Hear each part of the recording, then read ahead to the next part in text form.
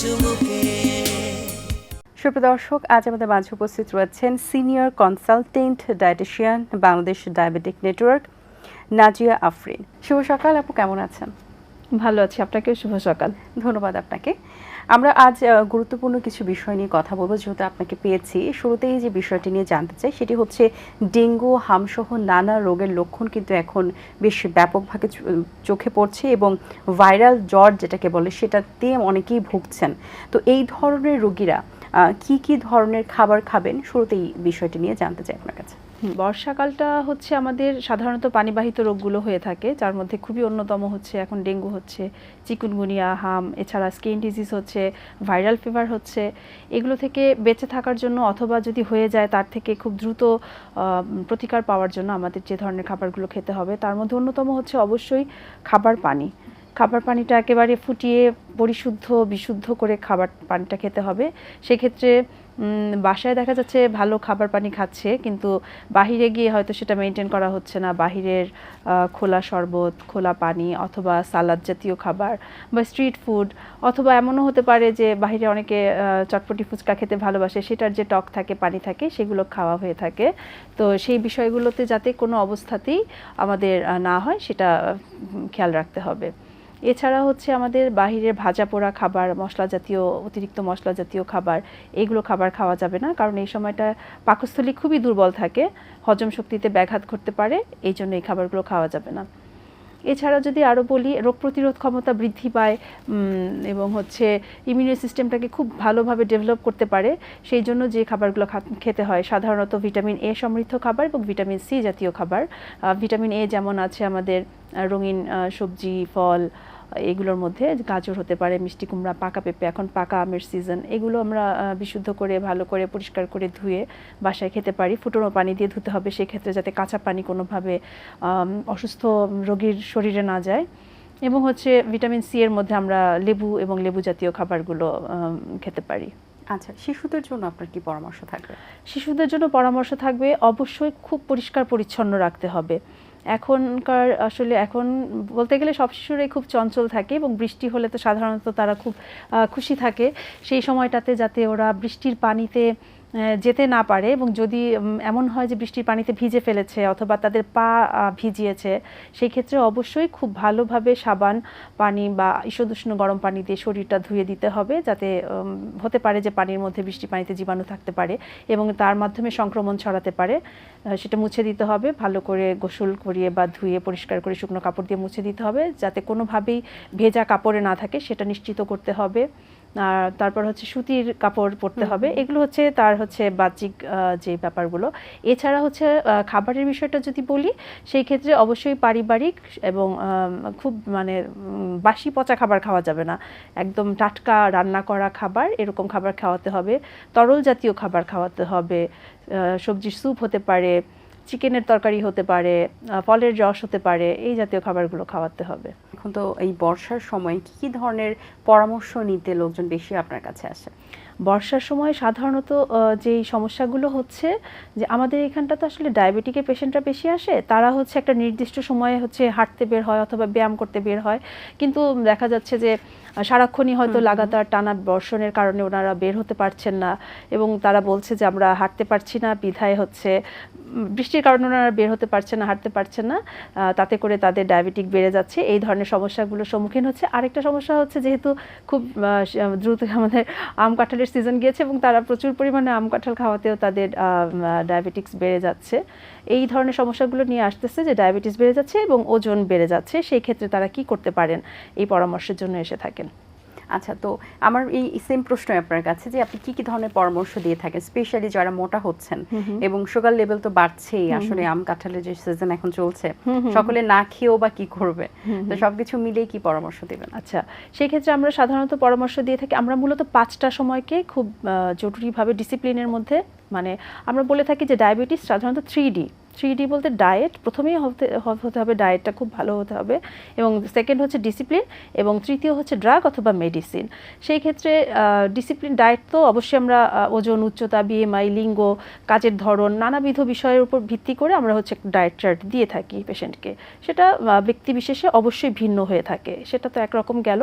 এরপরে যেটা আসে ডিসিপ্লিন, ডিসিপ্লিনের ক্ষেত্রে আমরা 5টা সময়কে সবসময় খুব বেশি পরিমাণে গুরুত্ব দিয়ে থাকি। তার মধ্যে হচ্ছে প্রথম সময়টা হচ্ছে আমাদের খাবার সময়। একজন যাদের ইনসুলিন রেজিস্ট্যান্স অথবা বেড়ে যাচ্ছে, সুগার লেভেল হাই হয়ে যাচ্ছে, ওজন বেড়ে যাচ্ছে, হাইপারটেনশন হচ্ছে, তাদেরকে খাবার সময়টা খুবই ভালোভাবে মেনটেন করতে হবে। দৈনিক হচ্ছে 6 বার তাদের খাবার গ্রহণ করতে হবে। তো দৈনিক যদি একটা মানুষের 6 বার খাদ্য গ্রহণ করতে হয়, সেই ক্ষেত্রে খাবারের সময়টা খুবই ইম্পর্টেন্ট। একটা খাবার গ্রহণের পর আরেকটা মিল যখন নিবে, তার মাঝে অন্তত 1-1.5 ঘন্টা গ্যাপ থাকতে হবে। সেই গ্যাপটা যদি না থাকে তাহলে তার পাকস্থলী আবার হজমের প্রক্রিয়াটা সম্পন্ন করতে পারবে না। এই বিষয়টার জন্য আমরা খুব বেশি গুরুত্ব দিয়ে থাকি যে 6 বেলা খাবারটা খেতে হবে এবং ওই সময়টাকে মেনটেন করতে হবে। এবং সেকেন্ড হচ্ছে গিয়ে আমরা বলে থাকি যে ব্যায়ামের সময়।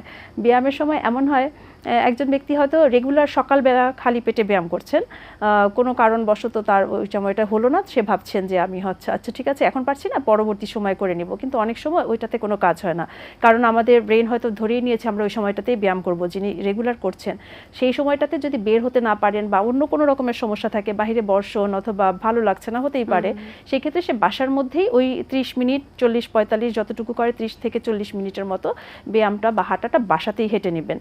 এটার জন্য তার বাইরেই যেতে হবে নট নেসেসারি, অথবা বাসায় সে হালকা একটা ফ্রি হ্যান্ড এক্সারসাইজ করে নিতে পারেন। খাওয়ার সময় গেল, ব্যায়ামের সময় গেল, এরপর হচ্ছে ঘুমের সময়। আমরা ঘুমের সময়টা সাধারণত বলে থাকি রাত 10টা থেকে রাত 2টা পর্যন্ত। এই সময়টাতে হচ্ছে প্রত্যেকটা মানুষের হচ্ছে হরমোন, এনজাইম এবং হচ্ছে আমাদের ইমিউনি সিস্টেম ডেভেলপ হওয়ার সময়। এই সময়টাতে আমাদের ঘুমাতে হবে। যদি না ঘুমাই তাহলে আমাদের ইন্টারনাল অর্গানগুলো কাজ শুরু করবে না বা এগুলো ডেভেলপ হবে না। কিন্তু দেখা যাচ্ছে একটা মানুষ ঘুমাতে ঘুমাতেই হয়তো রাত 10টা-11টা বাজালো, আরও বেশি 12টাও বাজিয়ে ফেলে, তারপরে হচ্ছে শুয়ে শুয়ে হয়তো মোবাইল স্ক্রল করছে, হয়তো টেলিভিশন দেখছে, সংবাদ দেখছে। এই কাজগুলো করার কারণে 1টা-2টা বেজে যায়। ওই 10টা থেকে 2টা এই সময়টাতে যারা ঘুমায় তাদের হচ্ছে এই খুব দ্রুত তাদের ইমিউনিটি সিস্টেমটা ডেভেলপ হয় এবং শরীরের যদি অন্যান্য রোগও হয়ে থাকে, সুগার লেভেল হাই থাকে, সেগুলো নর্মাল হয়, ওজনটা বাড়ে না। এই জায়গাগুলোতে মানে এই সময়টাকে আমাদের প্রায়োরিটি দিতে হবে। যে আমরা বলে থাকি অ্যাজ ইউজুয়াল একজন পেশেন্ট আসলে 6 থেকে 8 ঘন্টা ঘুমাবেন, কিন্তু কোন সময়টা ঘুমাবেন এটা আমরা ডিসক্রাইব করি না। এটা আমাদের একটু মেনে চলতে হবে যে আমরা ওই টাইমটাকে ধরবো। পরবর্তীতে আমরা ফজরের সময় উঠে পড়ি, ওটাতে সমস্যা নাই, কিন্তু আমরা এইখানে যাতে 4 থেকে 6 ঘন্টা রাতের ঘুমটা যাতে ফ্রেশভাবে ঘুমাতে পারি। তারপরে যদি বলে থাকি আমরা হচ্ছে ঔষধ খাওয়ার সময়। এখন ঔষধ খাওয়ার সময় দেখা যাচ্ছে খাবারের আগের ওষুধটা হয়তো ভুলে গিয়েছে, খাবারের মাঝখানে মনে পড়লো খাচ্ছে। এই কাজগুলো করা যাবে না। অবশ্যই খাবারের আগে, ঘন্টাখানেক আগে বা 30 মিনিট আগে যেইভাবে সময়টা দেওয়া হয়েছে সেই সময়টা মেনটেন করতে হবে। এবং 5 নম্বরটা মোস্ট ইম্পর্টেন্ট হচ্ছে ফলো আপের সময়। যে আমি একজন ব্যক্তি আসলো, অসুস্থ ব্যক্তি, তাকে আমি চেক আপ করে তার সমস্ত ডায়াগনোসিস করে তাকে আমি একটা ডায়েট চার্ট করে ছেড়ে দিলাম এবং বললাম যে আপনি আফটার 3 মান্থস আমার সাথে ফলো আপে আসবেন। এর মধ্যে হয়তো আমি পটাশিয়াম খাবারগুলো দিয়ে দিয়েছি, যেটাতে পটাশিয়াম রিচ ফুড আছে। হয়তো বা 3 মাসের মধ্যে তার যেহেতু ডায়াবেটিকের সমস্যা, অন্যান্য আদার্স কমপ্লিকেশন হতে পারে, তার হয়তো কিডনিতে প্রবলেম হয়ে গেছে, আমার পটাশিয়াম রেস্ট্রিক্টেড করে দিতে হবে, কিন্তু উনি আসলেন না, উনি ভাবছেন উনি ঠিক আছেন, কিন্তু এই খাবারটা হয়তো তার সমস্যার কারণ হতে পারে। এই হচ্ছে 5টা সময় আমরা। আচ্ছা, খুবই গুরুত্বপূর্ণ কথা বলেছেন। এখন কিন্তু আমরা অনেক পুষ্টিবিদকে দেখতে পাচ্ছি যারা সোশ্যাল মিডিয়ার যে ক্রেজটা সেটা বেশি ফোকাস হওয়ার জন্য, নিজেকে আরও বেশি ফোকাস করার জন্য কিন্তু নিজেকে যোগ্য প্রমাণ করার চেষ্টা করছেন। তো আসলে আপনার কাছে প্রশ্ন যে একজন প্রফেশনাল পুষ্টিবিদের কি কি কোয়ালিফিকেশন থাকা দরকার? আচ্ছা, আসলে প্রত্যেকেই যোগ্য যার যার জায়গা থেকে। সেই ক্ষেত্রে হচ্ছে সবথেকে বড় কথা হচ্ছে আমাদেরকে সবসময় আপডেট থাকতে হবে এবং আমাদের প্রতিনিয়ত কিন্তু আমাদের রিসার্চের মাধ্যমে নানাবিধ ব্যাপার আসতেছে। যেমন আমি যদি ডায়াবেটিক নিয়েই বলি, এই ক্ষেত্রে কিন্তু আমাদের টাইপ 5 নামে একটা নতুন ডায়াবেটিস তৈরি হচ্ছে, যেটা কিন্তু অপুষ্টির কারণে হয়ে থাকে। তো এইরকমভাবে আমি বলবো যে যদি আমরা আসলেই টিকে থাকতে চাই এবং সত্যিই আমরা সেবা দেওয়ার মনোব্রত নিয়ে আমরা সামনের দিকে এগুতে চাই, তাহলে আমাদের প্রতিনিয়ত আপডেট থাকতে হবে, নতুন নতুন রিসার্চগুলো জানতে হবে এবং বিশেষ করে কমিউনিটিতে যারা একেবারে ভালনারেবল অবস্থায় আছে, যেসব পেশেন্ট হয়তো তারা সেবা পাচ্ছে না, তাদের কী ধরনের সমস্যাগুলো হচ্ছে সেগুলোকে সার্ভে করা এবং তাদেরকে সত্যি সেবা দেওয়ার মনোব্রত নিয়ে এবং ভালো করে নিজেকে জেনে তাদেরকে জানাতে হবে। আচ্ছা, এই ক্ষেত্রে ওই যে ডায়েটের যে বিষয়টা আপনি বলছিলেন, সেখানে অনেকে আছে যারা না খেয়ে ডায়েট করছেন, একদমই খাচ্ছেন না, তো তাদের জন্য কি পরামর্শ থাকবে? এটা একদমই ভুল কনসেপ্ট এবং এটা সাধারণত হয়ে থাকে যে ক্রাশ ডায়েট বলি আমরা বা এই ধরনের কিটো ডায়েট বলি, এতে করে খুবই সমস্যা হয়। এবং খুব রিসেন্টলি এরকম একটা ঘটনা ঘটেছে, একজন ডায়াবেটিক পেশেন্ট যার আসলে টাইপ 2 ডায়াবেটিস এবং তাকে অবশ্যই ইনসুলিন নিতে হবে। সামহাউ উনি অন্য কোনো সাপ্লিমেন্টের মাধ্যমে খাবার বা অন্য কোনো খাবারের ইনসুলিনের মাধ্যমে খেয়ে সে ইনসুলিন নেওয়াটা বন্ধ করে দিয়েছে এবং যাতে করে তার রক্তের মধ্যে কিটো অ্যাসিডের একটা বাড়তি ভার চলে এসেছে এবং এটা এত পরিমাণে বেড়ে গেছে যে তাকে আমরা হয়তো আর রক্ষাই করতে পারি না, এরকম একটা নিউজ খুব রিসেন্টলি চলছে।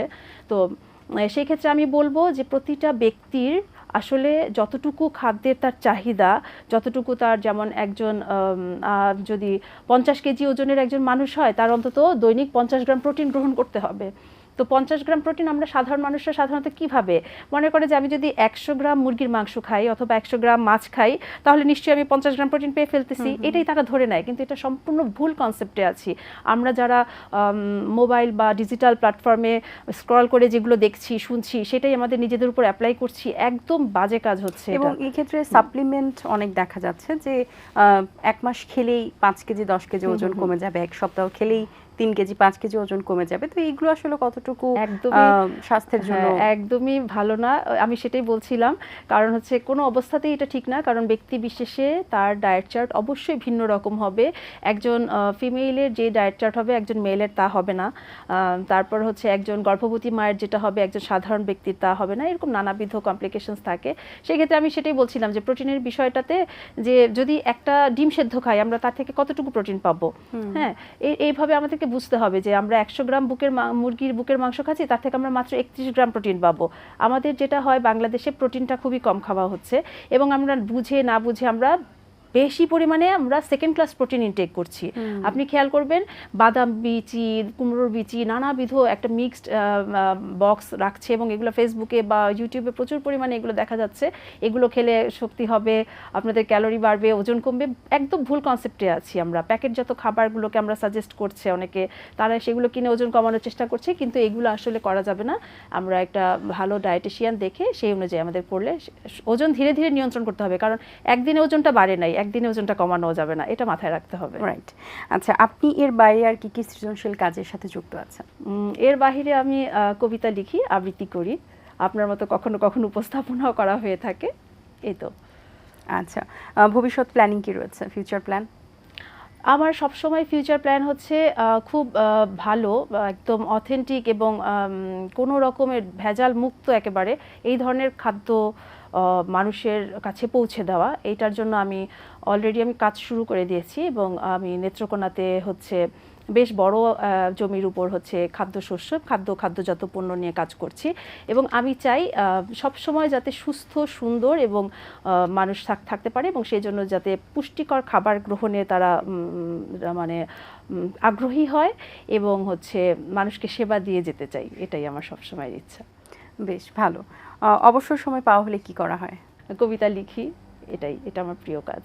আচ্ছা, তাহলে আপনার কণ্ঠে একটা ছোট্ট আবৃত্তি শুনতে চাই আমরা। তুমি সুন্দর মমতায়, সুন্দর তুমি ভরসায়, বিশ্বাস সৌন্দর্য আনে, সততার রূপ হৃদয়ে টানে, ত্যাগে সুখ ভোগে লীন, স্বার্থপরতায় প্রেম মলিন। তুমি সুন্দর হাসিতে, সুন্দর ভালোবাসাতে, জীবন সুন্দর সৎকর্মে, আস্তিক সুন্দর নিজ ধর্মে, সুন্দর শিক্ষার আলো, সুন্দর কাজলের কালো, সুন্দরী আমি চলেতে, সুন্দরী জোছনা মায়াতে। বাহ, দারুণ, ধন্যবাদ আপনাকে, ভালো লেগেছে কথা বলে, অনেক শুভকামনা রইল আপনার জন্য, ভালো থাকবেন সবসময়। আপনিও ভালো থাকবেন, অসংখ্য ধন্যবাদ এটিএন বাংলাকে এবং আপনারা যারা ছিলেন সবার জন্য আমার শুভকামনা ও কৃতজ্ঞতা, ধন্যবাদ। দর্শক, আজ এই পর্যন্তই, দেখা হবে আগামী পর্বে নতুন কোনো অতিথির সঙ্গে। সেই পর্যন্ত ভালো থাকবেন, সুস্থ থাকবেন, এটিএন বাংলার সাথেই থাকবেন। সকলকে আল্লাহ হাফেজ। দিন আসে দিন যায়, সময়টা চলে যায়, তবু আছি এই বেশ ভালো। জীবনটা রঙময়, যেভাবেই হওয়া চাই, নয় কভু সাদা কালো। এই আশাতে স্বপ্ন ভাসে, সুখ হাসে চোখে মুখে, চায়ের চুমুকে।